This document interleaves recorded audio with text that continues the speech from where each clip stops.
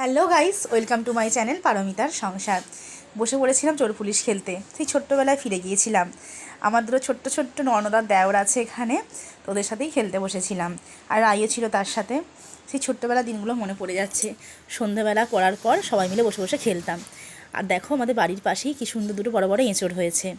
আর ওদিকে হচ্ছে মামুনি রান্না করছে, আজকে রবিবার, তো মাংস খেতে ইচ্ছে হয়েছে রায়ের।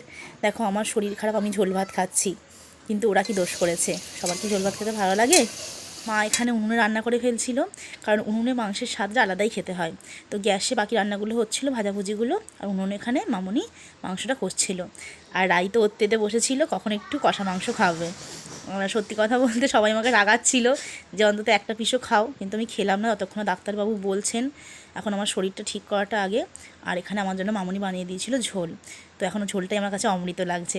ঝোল ভাত দিয়ে খেয়ে নিলাম, আর ওখানে ওরা মাংস খেলো। তো আজকে সানডে, কারা কারা মাংস খেয়েছো কমেন্ট করে জানিও।